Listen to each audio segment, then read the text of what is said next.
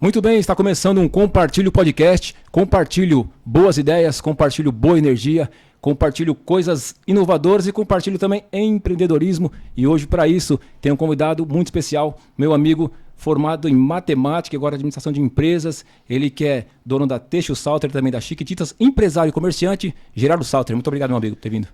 Boa noite, Nato. Tudo bem? Muito obrigado pelo convite aqui, tá no seu podcast, né? Uma honra estar aqui com vocês e compartilhar um pouco da nossa experiência que a gente tem, né? Muito legal, Gerardo. A ideia é que hoje, a partir de agora, a gente trazer os convidados, as pessoas, para que a gente possa trocar ideias, debater ideias, né? Sim. E você que hoje é um empresário bem-sucedido, um cara para frente de ideias, o homem da disruptura. É verdade, né? O meu nome é disrupção, né? Sempre foi, né? Então é uma coisa difícil de fazer, acho que para o empresário, é disruptar, né? É poder sair da caixinha, né? E essa pandemia fez a gente fazer isso, né? Porque a pandemia é um divisor de águas hoje. Hoje você está aí com a Têxtil, a gente vai falar um pouquinho para frente, também o Chiquititas, o cenário no comércio e na indústria, né? Mas vamos voltar um pouquinho para trás. Gerardo ali com 16 anos, 17, foi ali que você começou a pensar em ser empresário? Já vem de berço? Foi no meio do caminho que você pegou e aprendeu? Como é que foi? Putz, vou contar então um pouco a história da Chiquitita, né? Nós temos essa loja há uns 36 anos. Vai completar 37 esse ano em agosto. E com 16, 17 estava no colegial ainda. E aí nem passava pela minha cabeça ser empresário, né? Não passava. Quando eu me formei no colegial, comecei a fazer matemática, porque eu queria fazer agronomia, tentei engenharia também, mas acabei que passei só em matemática. Aí começamos, como eu gostava muito de matemática, fui estudar matemática lá em Santa Amaro. E nesse inteirinho, em 84 foi que a gente abriu a loja. Surgiu uma ideia, era padrinho do meu pai, aqui era comerciante, lá em cima da estação. Ele tinha aquários, o dono do aquários, como é que chama o menino? Silva. O Silva. E era sócio lá e ele tinha essa casa de ração. E aí ele falou, meu pai queria que achasse um ponto para minha mãe trabalhar. E começou assim a história. Ele achou um ponto bem na Rua do Comércio, do lado da Pernambucanas. E ele falou, tem esse ponto, a pessoa está se desfazendo, porque ele ia ser a Jubileu ia sair da onde eu comprei, para ir para um lugar maior. E eu peguei aquele espaço menor. E ali começou a Chiquitita, em agosto de 84. Por isso que vai fazer 37 anos este ano. Aí começamos a montar a loja. E como é que surgiu o nome Chiquitita? É interessante. Porque em espanhol, a gente fala espanhol, alemão em casa, né? Além do português. O Chiquitita é uma coisa pequena, né? E na época, quando a gente estava montando a Chiquitita, acho que pouca gente sabe isso, a Tapeçaria Chique ia montar. E Tapeçaria Chique, há 30 e poucos anos atrás, era a maior casa de decoração que tinha em São Paulo. Aí meu pai olhou assim, se a Tapeçaria Chique vai abrir aqui, nós somos pequenininho, então vai ser Chiquitita, pequenininha, né, em espanhol. Foi assim que surgiu um pouco a veia de comerciante, assim que começou a brincadeira de virar comerciante em 84, eu fazendo matemática e me especializando pelo Sebrae em vários cursos de administração. É importante essa buscar a qualificação até em relação ao Sebrae, né? Porque hoje muita gente quer abrir um comércio, ele vê que tem 4, 5, 6 hamburguerias, eu vou abrir também. E vai no SUS, não é assim que funciona, né? Não é. Se você não se preparar e não estudar o seu mercado que você quer abrir, não importa que seja, é o que você falou, a hamburgueria tem 6, 7, então você teria que se preparar muito melhor e estudar o mercado para poder abrir. Porque você abrir por abrir sem estudar o mercado, como é que tá, e fazer um mínimo num plano de negócios, acho que hoje eu começaria hoje, depois dessa pandemia, como um negócio virtual, experimentando a abrir o negócio virtual, antes de abrir o físico. Com certeza, hoje eu mudaria totalmente a minha visão. E na sequência das Chiquititas, teve filiais ou não? Ah, boa. E aí em 3 anos a gente, com aquela ânsia de crescer, nós montamos em Mauá. Quando a gente montou Mauá, aquilo era impressionante. Mauá é uma cidade 5, 6 vezes maior que Ribeirão, né? Quando abrimos Mauá, foi também outro divisor de águas que a gente começou a crescer muito, porque Mauá, o público que passava na frente da loja era impressionante. E a gente vendia, já nessa época já começava a vender muita cortina pronta, a gente já era fabricante, começamos a fazer uma bela confecção de cortinas.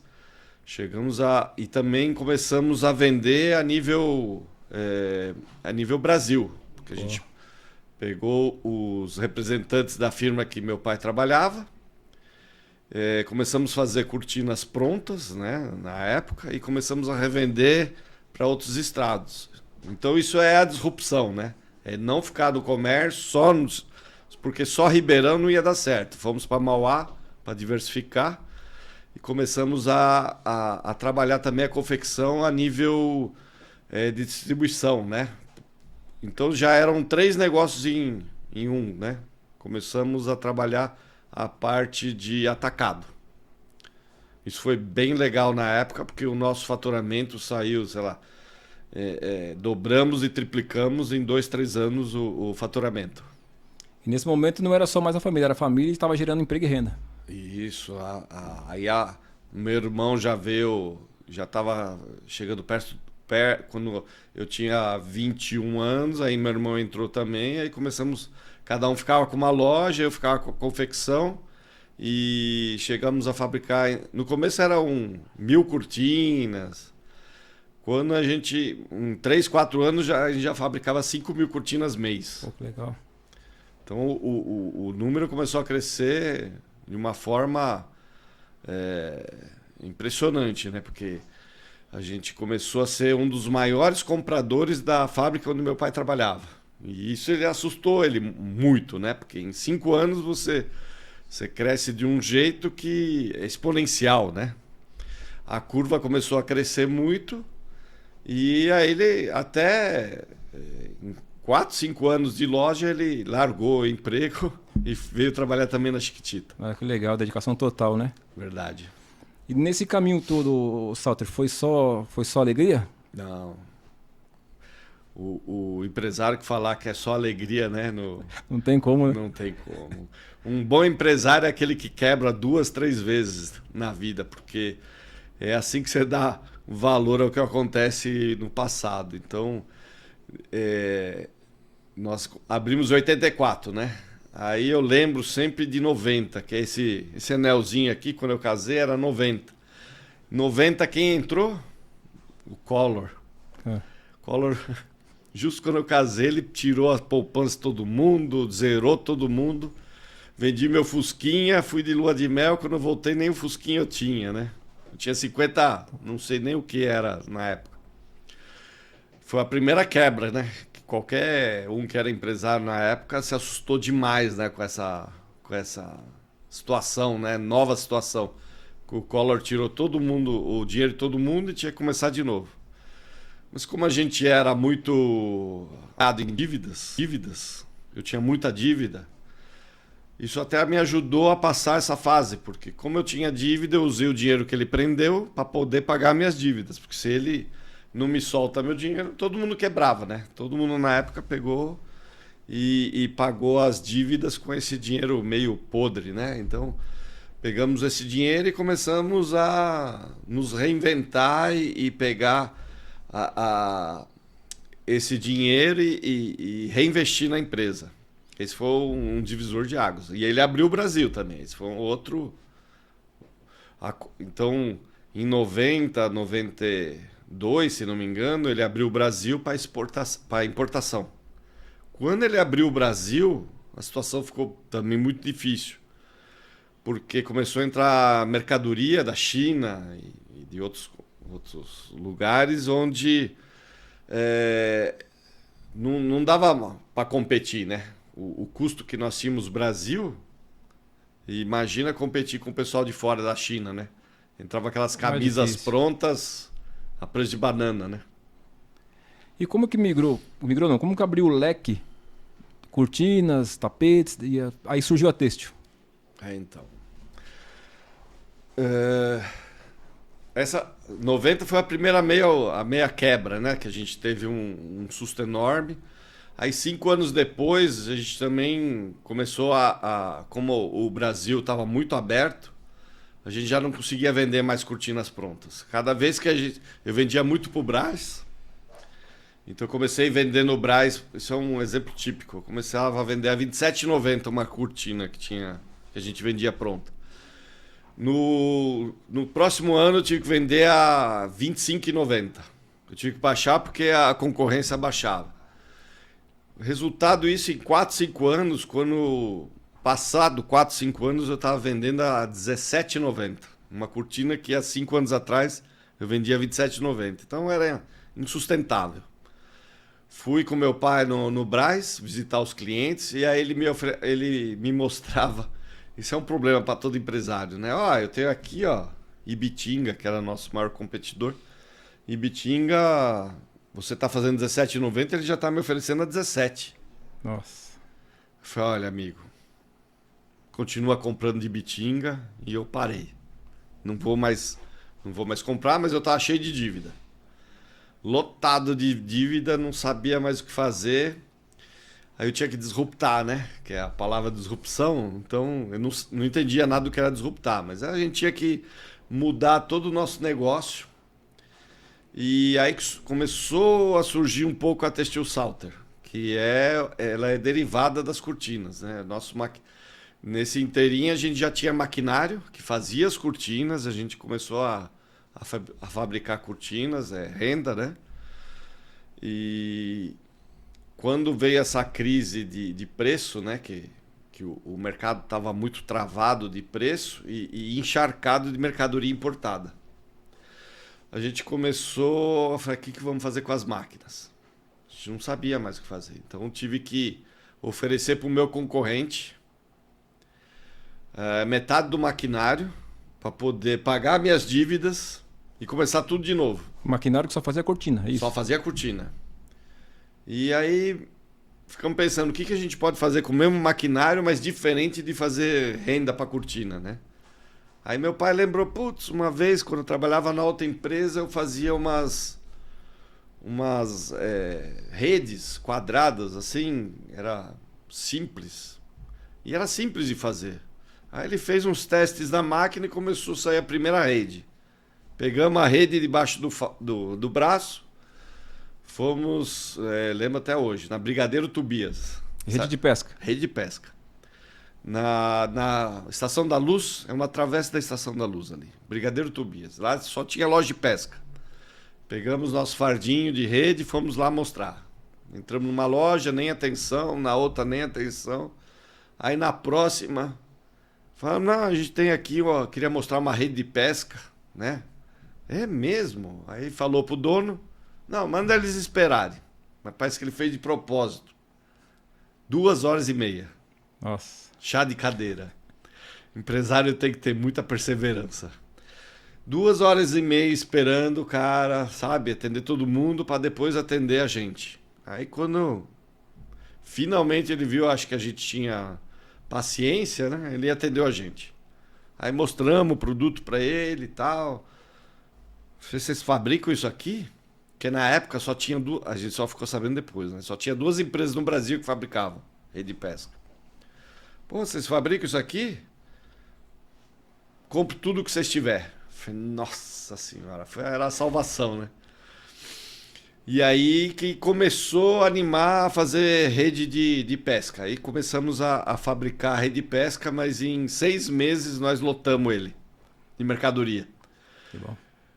A gente começou a contratar mais pessoas, né, do setor para se especializar, né, para poder fabricar outros produtos para diversificar, né, para poder entrar nesse mercado com um produto que atendesse vários segmentos, né? Então a gente achou uma rede que era a pesca profissional de traineira. Certo. Que é pesca industrial. E quando essas redes de traineira, ela é de cerco. Quando você tiver interesse no YouTube, tem essas pescas de cerco, que ela acha o cardume, né? Com um sonar. O sonar achou o cardume, o barco para. Ele pega a ponta da rede no final do barco e faz a volta toda no cardume. Fecha, trava embaixo e vem puxando. Então é de 30 a 50 toneladas de sardinha que pega de uma vez. É uma pesca extrativa e é industrial, né? E aí veio outro erro, Nata. Qual é o maior erro de um comerciante? Aí a gente já era indústria. O maior erro do industrial, do empresário, é vender para poucos. É centralizar a venda em poucas pessoas. É o que aconteceu com a gente. A gente ficou 75% da nossa venda era uma empresa. Aí mais uma dica para você que quer se tornar empresário. Vai anotando. Essa foi o segundo maior erro. O primeiro foi da importação, a gente não estava preparado, né, para essa abertura. E o segundo erro foi vender para uma pessoa 75% do seu faturamento. Mas também vocês tiveram que estudar muito sobre o novo produto, né? Muito, muito. A gente teve que se buscar muita informação. Tivemos que contratar muita gente, muitos técnicos, né, para poder fazer um produto, né, com uma qualidade boa, né? E olha que foi um desafio enorme fazer esse produto. E aí foi para campo, teve o lance do lado comercial e aí que vai aprendendo também, não tem jeito. Aprendendo. E aí você vai contratando pessoas, né, e colocando as peças em cada lugar. Né, empresário tem que saber que o importante é vendas. Se o seu negócio não tiver vendas, você não vai ter um negócio. Então você tem que... Uma das primeiras coisas que você tem que pensar direito é na sua parte comercial. A parte comercial é imprescindível, é uma das mais importantes. É o coração. É o coração, é a mais importante. Depois vem o financeiro, né? Que também tem que ter uma pessoa boa ali para poder gerir isso. Claro, tudo é importante, mas eu acho que se você não tiver venda, você não tem empresa. Aí você falou dessa rede aí, mas hoje você tem rede lá para proteção de tela de janela, não é isso? Proteção de plantação e por aí vai? Então, você lembra que a gente tinha quebrado, né? Vendemos metade do maquinário, começamos tudo de novo. Eu tinha 10 máquinas, vendi 5. Aí comecei com 5, aí já tinha 7, 8, 9, né? E aí a gente começou a quebramos, praticamente quebramos. Eu devia, na época, para a Ródia, um dinheiro impressionante por causa dessa indústria que comprava da gente, que era a indústria de pesca. E ele devia um valor astronômico na época para a gente. Eu tinha que pagar a Ródia, tivemos que ir até esse cliente nosso para poder receber e poder pagar a Ródia, senão a gente não tinha capital de giro, né? E ele me ofereceu um caminhão. Falei, eu só tenho esse caminhão aqui para te vender. Eu falei, vou vender o caminhão. Então me dá o caminhão. A dívida na época era 120 mil reais. Não, nem lembro se era já reais ou cruzeiros. Eu falei, não, eu tenho esse caminhão aqui e ele vale 70. Falei, tá bom, me dá e o resto você me paga. Não. Eu te dou o caminhão e você quita a dívida. Eu falei, meu Deus do céu. Mas eis que eu tinha que tomar a decisão naquela hora. Abri mão do lucro, de tudo, e peguei o caminhão de 75 mil reais, fui vender aqui no mercado. Dos 75 mil reais, peguei 53 mil reais. Mas só quitei a roda e comecei tudo de novo. Olha, eu vou te falar. Tem o espírito empreendedor na veia mesmo, então. Tem, já quebrei umas 2, 3 vezes. Quebrar assim, de ir pra lona, não, mas eu digo que é quebrar porque você começa tudo de novo, né? Tem vários casos que vocês podem... Elon Musk é um caso típico hoje que quebrou várias vezes, arriscou várias vezes, né? O Silvio Santos mesmo pegou o baú da felicidade do também. Nóbrega quebrado. Levantou. Depois o Pan-Americano deu problema também. Pois é, o Pan-Americano também. E vários. Tem. O que mais tem? No Vale do Silício, você lembra uma vez que eu fui numa feira internacional de varejo? Você ainda trabalhava comigo na Ciarp, lembra disso? E eu fui para Nova York numa feira de empreendedorismo, de varejo mesmo. É uma feira que todo mundo devia ir. É em janeiro, e na época, era 2009, creio, uma coisa assim. Acho que 13, 14 anos atrás, eu recebi o convite, né? Quando eu trabalhava, era presidente da Ciarp, e recebi o convite para ir para Nova York nessa feira, porque 2 pessoas tinham desistido, porque não tinham visto americano, e eu tinha. E aí era o Sebrae que ajudava aí nessa feira, e nessa feira de varejo foi também um divisor de águas para mim, porque lá mostrou novas tecnologias que a gente nem pensava aqui, né? Eu lembro que você comentava coisas naquela época que está acontecendo agora. Que está acontecendo agora na pandemia. Eles Você lembra disso? Muito para frente. É impressionante isso. Eu até me perdi, né? Falei dessa feira de muito varejo. Muito para frente. Não, então tava falando da Têxtil. Da Têxtil. Aí vendeu o caminhão e tal, recomeçou. Aí os maquinérios começaram a abrir. Começamos a trabalhar e quebramos de novo por causa desse único... Eu falei, olha, nunca mais na vida eu vou vender para um só, né? Coloquei uma meta na minha vida, falei, comecei a peguei um gerente de vendas com a mente um pouco mais aberta e diversificamos nossos produtos, além de diversificar cliente, né? Começamos se eu vendia 10 mil para aquele cliente maior, não, eu queria 5 de 2 mil. Então a gente começou a trabalhar nisso, né? De pulverizar a nossa venda o máximo que pudesse, porque é mais fácil você ter 100 clientes do que 2, 3, né? É muito fácil ter 2, 3, mas para poder quebrar é muito rápido. A hora que eles não quiserem mais também acabou. Então, isso é uma experiência doída, né? Para quem está nos ouvindo, vocês às vezes vão se identificar com muitas dores, né? Que eu passei todos esses anos. São muitos anos, você vê, a Chiquitita já tem 37. Chiquitita, por exemplo, andou em paralelo com isso da Têxtil Salta. A Chiquitita chegou a ter 4, 5 lojas. Tivemos 5 lojas. Mauá, São Mateus, Ribeirão tinha 2. A gente já estava abrindo pensando já abrindo na 5ª. Depois que o Collor entrou, a gente deu uma recuada boa, né?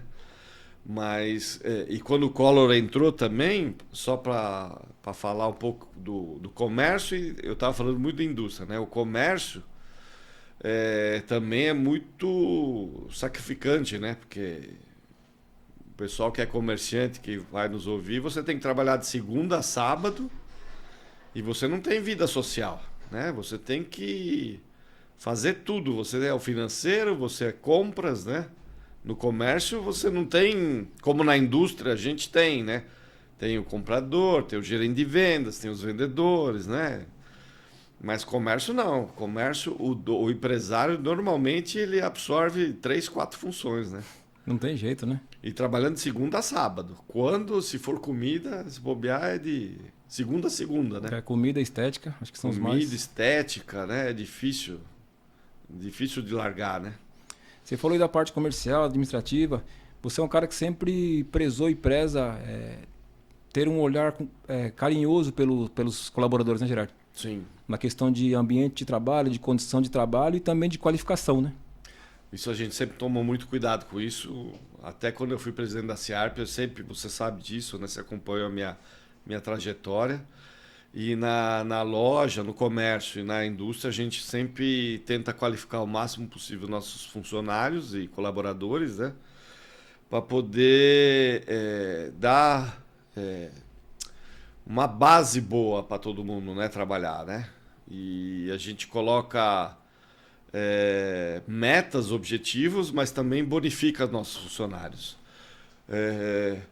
Sempre na Ciarp, você sabe disso, né? E eu também coloquei isso na indústria. A gente, no comércio principalmente, tem que ter a comissão, né? Se você não remunerar bem seus vendedores, você não consegue ter um bom desempenho, né? E na indústria a gente também trabalha com bonificações, PLR, né? Para o funcionário ficar sempre animado, né, com a empresa e sempre comprometido, né? Um funcionário comprometido com a empresa, ele rende muito mais, né, Nato? É importante isso, né? Você falou da Ciarp, vamos começar a entrar nesse assunto também. Você foi presidente 2 vezes lá. 3, né? 3 vezes. Um mandato tampão, né? Verdade. Sim. A primeira vez foi quando? Olha, de data sou muito ruim, mas eu sei que eu fiquei 9 para 10 anos, né, como presidente da Ciarp. Sempre fui conselheiro, né? A gente sempre foi voluntário, né? Porque a associação comercial é um trabalho voluntário, né? Então, desde 1985, se bobear, 86, 87, um desses anos eu entrei como conselheiro e fiquei até, se não me engano, acho que 94, acho que comecei como presidente, né? Que aí eu passei muitos anos como conselheiro e depois eu virei presidente. Eu tive o prazer de trabalhar contigo, aprendi muita coisa contigo lá também. Quando você entrou lá, você teve que aprender muita coisa também, né? No meio do caminho foi acontecendo muitas coisas, até em relação ao comércio, que hoje na cidade, infelizmente, ele não anda... Hoje não, desde sempre, ele não anda tão para frente pelo sistema que é, né? Ribeirão é uma cidade difícil de trabalhar para o comércio, né? Porque, dizem que é uma cidade dormitório, né? Já melhorou muito, já foi bem pior, porque antes o pessoal vinha aqui só para dormir e ia trabalhar em São Paulo, né? Então acho que hoje aumentou bastante o pessoal que trabalha aqui em Ribeirão, né? Isso melhorou muito em Ribeirão.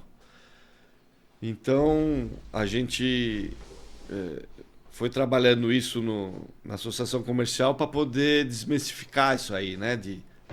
Para o nosso consumidor local comprar mais em Ribeirão. Mas é uma tarefa árdua, né?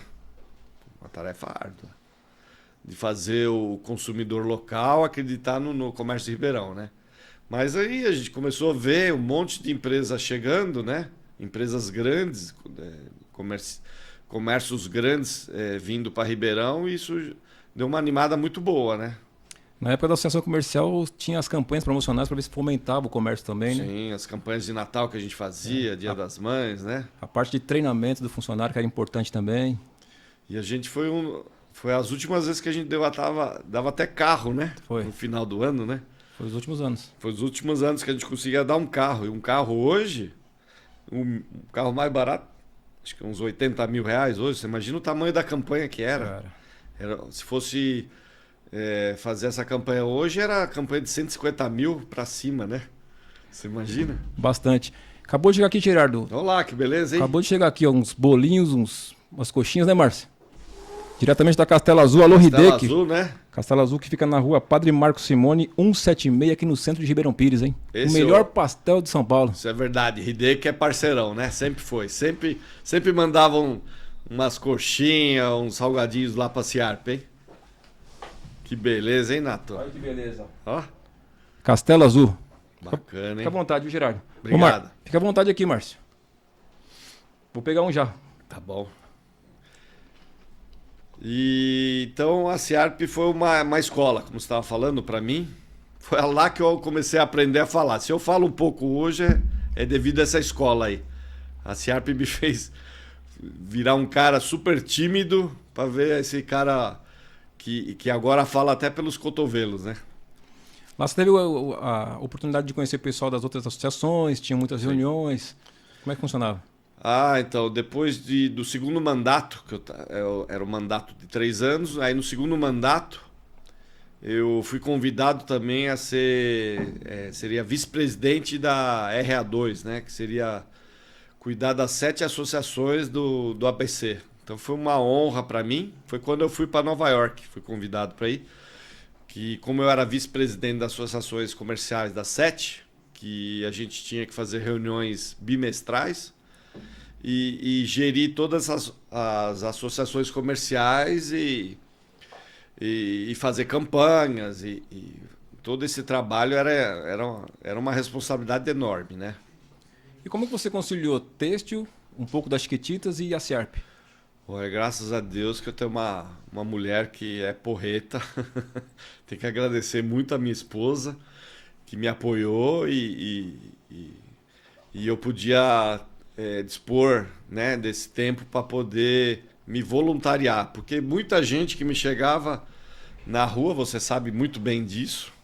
Eu falei, não, mas quanto você ganha na Ciarp, né? Para você ficar fazendo lá e ficar como presidente, quanto você ganha por mês? Eu falei, nada, eu faço porque gosto e quero que a cidade cresça, né? Então, tirava até um dia da semana, né? Toda sexta-feira à tarde eu ficava na Ciarp para poder fazer reuniões, atender comerciantes, né? Então, foi graças à família aí que me deu esse apoio e manter, né? 9 anos aí, né? Nesse trabalho aí. É que não é fácil. Lá, presidente e os diretores também todos são voluntários, não é isso? Todos voluntários. Ali só ganha da gerente, né? Vendedores e os atendentes que são remunerados. O resto, diretoria era toda voluntária. É um trabalho bem legal. Muito legal. Fiz parte de um Rotary, já fui presidente de condomínio, fiz de tudo um pouco na vida. Só não entrei para política, né? Que quase você me carregou, mas eu não entrei. Ô Gerardo, e qual que é o conselho que você dá assim para o pessoal que está começando, ou que tem essa veia empreendedora, ou que já está no meio do caminho? Porque hoje a gente vê que tem muita gente que nasce com isso e, como aconteceu contigo, vai caminhando, vai indo, vai acertando, errando e vai para cima. Muitos perdem o fôlego, alguns desistem. E hoje, com a tecnologia, em tese, é diferente, para não falar que é mais difícil. Não, é diferente. Se fosse dar esse conselho há uns anos, em 2019, antes da pandemia, eu daria um conselho diferente. Mas você lembra que eu fazia algumas palestras da Ciarp e já falava para minha mãe, e fora outros comerciantes. Vocês não deviam abrir pontos físicos, vocês deviam abrir o delivery. Por exemplo, o Castelo Azul aqui do Hideki, ele fomentou muito o delivery dele. Ele fortaleceu muito o delivery mais na pandemia, porque era muito forte o presencial dele. Depois ele começou a fomentar o delivery. Então hoje o conselho seria diferente. Além de estudar, se preparar, se você não quer fazer faculdade, tem Sebrae, Senac para se preparar, dependendo de qual é o modelo de negócio que você quer fazer, mas eu iria hoje primeiro para o online. Começava no online e ia experimentando no online, para depois que está totalmente... você experimentou muito bem no online, eu iria para o físico, dependendo do negócio. Então... Você que quer virar empresário não é muito difícil e hoje, né?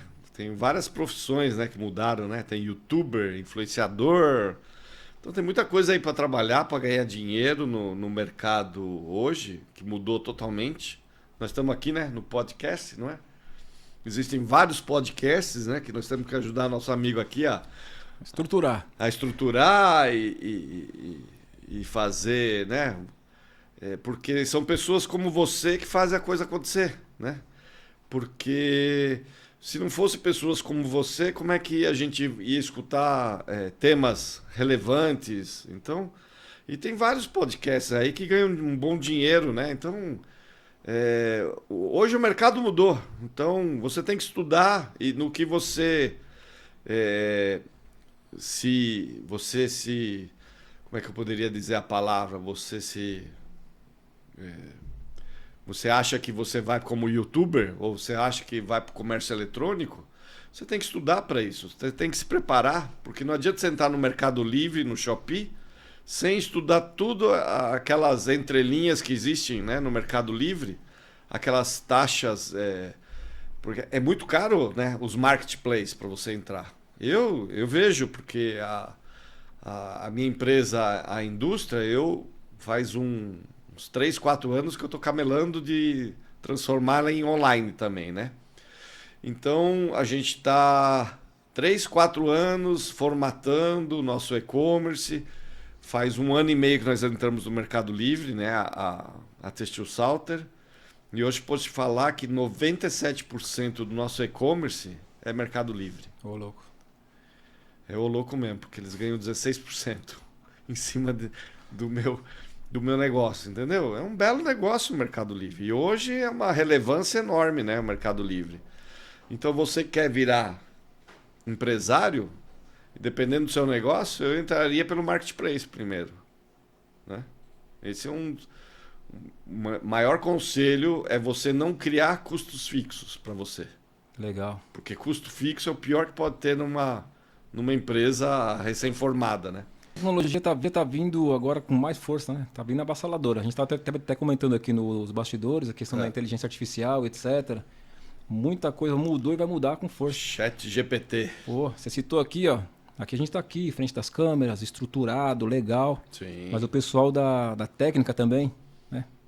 É todo um conjunto com importância. Conjunto para isso fazer acontecer, né? Que é o que você falou. Não adianta, pô, eu pensar assim, eu quero ser um técnico lá para ficar mexendo no podcast, por exemplo. Tem que estudar, cara. Tem que estudar, tem que qualificar. Você tem que se qualificar. Tem que gostar do que faz. Sem dúvida, Nato. E a juventude aí tem que se ligar no movimento. E muito, hein? Né?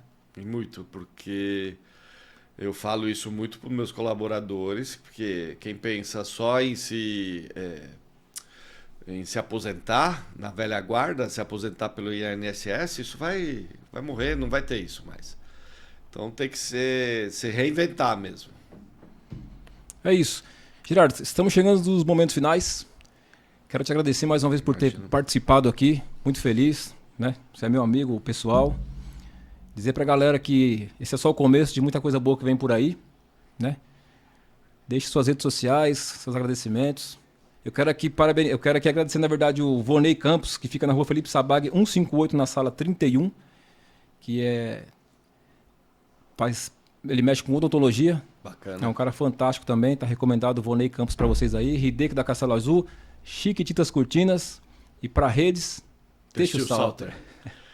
Agradecer, Nato, pelo espaço que você abriu aqui, né? Vamos prestigiar nosso amigo, né? No podcast do Nato, que é uma pessoa que sempre batalhou muito, né? Eu acompanho sempre, nós somos amigos há muito tempo, além de já termos trabalhado juntos vários anos, né? E sempre te dou alguns conselhos, você sempre me pede, né? Sempre. Eu acho que isso é muito importante, é saber escutar bons conselhos, né? Não adianta também dar conselho que não serve para nada, né? Mas acho que conselhos construtivos. E você que está querendo virar empresário, se atualize, se prepare, né? Para poder virar um empresário de sucesso amanhã, como vários exemplos que nós temos em Ribeirão. E você que é de Ribeirão, fortaleça o comércio de Ribeirão, né? Vamos fortalecer o comércio de Ribeirão. Tem muita coisa boa acontecendo. Eu acho que Ribeirão vai melhorar cada dia mais, Nato. Porque eu sempre falei que precisava ter mais construções aqui e isso está começando a acontecer. Então, para 2, 3 anos aí, nós vamos ter muita gente comprando aqui em Ribeirão. Eu acho que vai ser um nicho de mercado bom para você que está nos assistindo. Legal, e até os eventos que o turismo, a prefeitura está fazendo, isso ajuda a fomentar muito os comércios. Com certeza, se preparem. Eles estão muito focados nisso também para melhoria, crescimento e fomento do comércio. Tem que olhar as oportunidades, né, Nato? É isso aí. Gente, muito obrigado, até o próximo. Escute conselhos de quem já construiu histórias de sucesso e fique com essa frase: o mundo gira através dos seus pensamentos e muda através das suas ações. Boa. Valeu. Bruno, vamos comer aqui, ó. Agora pode tomar uísque.